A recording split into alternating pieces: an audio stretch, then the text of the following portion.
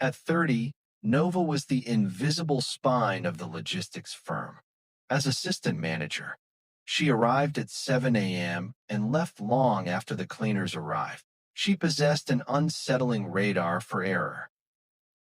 If a junior clerk mistyped a customs code, Nova corrected it before the system flagged it.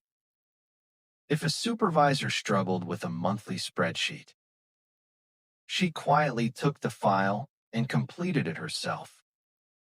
She did all this without being asked. To Nova, this was the definition of love and duty. She played the surrogate parent to 50 grown employees, shielding them from their own incompetence because she desperately wanted everyone to win. Her bosses noticed, raining praises upon her during board meetings. Yet, Nova hated looking at herself in the mirror. Every morning, she picked apart her reflection, convincing she was never quite enough. She compensated for her internal harshness by being excessively soft on the world. The praise did not last. Human nature is fickle. People rarely love those who constantly bail them out, because it reminds them of their own inadequacies. The whispers began in the break room. She thinks she knows everything, a clerk muttered. A total busybody, a supervisor agreed. The very staff Nova stayed up late to help began accusing her of being a power-hungry micromanager. When Nova walked past, the laughter died instantly. Soon, the whispers turned into open hostility. Employees openly rolled their eyes when she spoke. Some outright insulted her competence to her face. Nova said nothing. She swallowed the insults, retreated to her desk, and wept silently in the bathroom stalls. Sensing her inability to fight back, upper management restructured the department, making Nova legally and financially accountable for every single employee's target. There was no loophole. She was trapped in a cage woven from her own inability to say no. Jealousy is a potent poison. A small clique within her department, furious that Nova's high performance exposed their laziness, turned to darker methods. They brought local juju into the office, burying small tokens near her desk and cursing her name. Within weeks, Nova fell horribly ill. It was not regular exhaustion. Her skin turned a sickly gray, her hair thinned, and she lost weight so rapidly that her tailored suits hung off her frame like rags. Doctors ran blood panels and neurological tests. The results always came back perfectly clean, yet Nova could barely stand. She was wasting away to a skeleton. Desperate, her family turned away from modern medicine and toward faith. For 3 days, elders and prayer warriors surrounded Nova's bed. They prayed with an intense, fiery conviction, rebuking the spiritual oppression. On the 3rd night, Nova broke into a violent sweat, followed by a profound, deep sleep. When she woke up, the heavy fog had lifted. The strange illness was gone. Washed away by prayer, Nova returned to work fragile but alive. Things had worsened.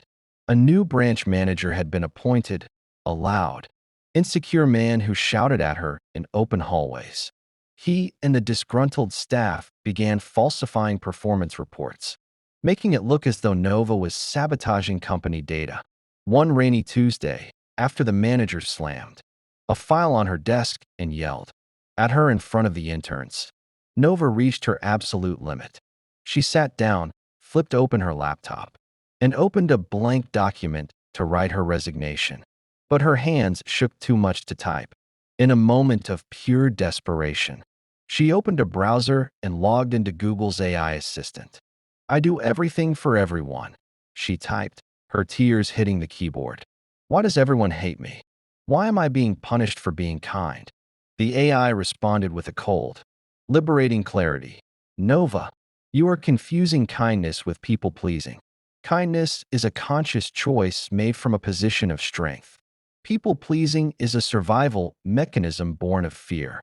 You are managing everyone's lives because you cannot manage your own need for validation." You have trained these people to use you as a shield. When you shield people from the consequences of their actions, they do not learn gratitude, they learn dependency and resentment. Nova, read the paragraph 4 times. She had carried a wounded child straight into the corporate world. The AI didn't just diagnose her. It gave her a daily prescription. Take baby steps, it instructed her. Today, you will do exactly what is written in your contract. Nothing more. If someone fails, let them fail. Your energy belongs to you. The next day was agonizing. A supervisor came to her desk, whining about an unfinished report. New Nova looked at him, her heart hammering against her ribs, and said, I trust. You'll figure that out before the 5 p.m. deadline. Then she turned back to her screen. She did her job flawlessly, shut her laptop at exactly 5 p.m., and walked out. The office went into a frenzy. The manager tried to shout at her again, but Nova simply replied, Please put your feedback in an email, before walking away. She talked to the AI every single evening, treating it like a psychological gym coach. Slowly, the weight she had lost began to return. Her skin regained its color. She enrolled in an advanced data analytics certification online, pouring her energy directly into her own mind. She launched a small, independent consulting business on weekends.